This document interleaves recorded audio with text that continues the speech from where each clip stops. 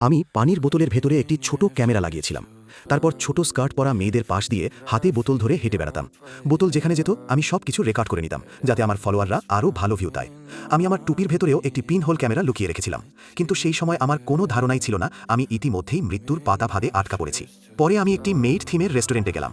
ঠিক তখনই আমি যখন এক মেইডকে অনুসরণ করছিলাম, তখন একজন লোক কেমিক্যালে ভরা বিশেষ তেলের একটি বোতল নিয়ে আমার পাশ দিয়ে হেঁটে গেল। একই সময় কিচেনে আরেক মেইড সেই নতুন আনা তেল প্যানে ঢেলে দিল। কিছুক্ষণ পর সেই বিশেষ তেলে ভাজা ফ্রাই আমার সামনে এনে দেওয়া হলো। আমি যখন খাবার উপভোগ করছিলাম, তখন আরেকজন লোক বুদবুদওয়ালা পানিতে লন্ড্রি ডিটারজেন্ট ঢেলে দিল। সেই ডিটারজেন্টের ভেতরেও আরেকটি কেমিক্যাল ছিল। আমি যখন দাঁড়ালাম, তখন আমার মুখের ঠিক সামনে একটি বুদবুদ ভেসে উঠল। অসাবধানতাবশত আমি যখন সেটি ফাটালাম, তখন অজান্তেই আরও একটি কেমিক্যাল আমার শরীরে ঢুকে গেল। এরপর আমি আমার পানির বোতল তুলে নিলাম এবং আবার ফিল্মিং শুরু করার প্রস্তুতি নিলাম।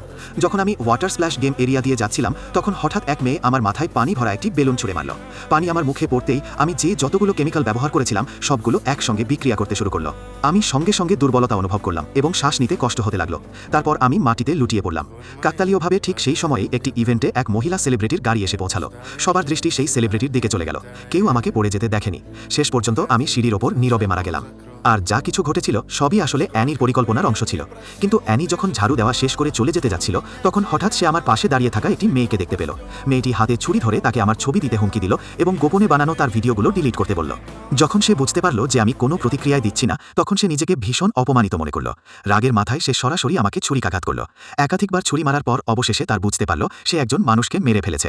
আশপাশের লোকজন তার চিৎকার শুনে ছুটে এলো। এভাবেই মেয়েটিকে পুলিশ দ্রুত নিয়ে গেল।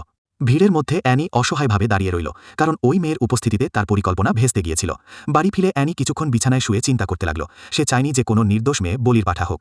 তাই পরদিন অ্যানি অনলাইনে একটি ভিডিও পোস্ট করল, যেখানে সেই দৃশ্য দেখানো হয়েছিল যেখানে আমি মারা গিয়েছিলাম। ভিডিওতে সে 3টি অ্যানিমেটেড চরিত্র যোগ করেছিল। 3জনই দাবি করেছিল যে তারাই খুনি, কারণ অ্যানি পুলিশকে ইঙ্গিত দিতে চেয়েছিল যে আসল খুনি ছিল 3টি আলাদা কেমিক্যাল।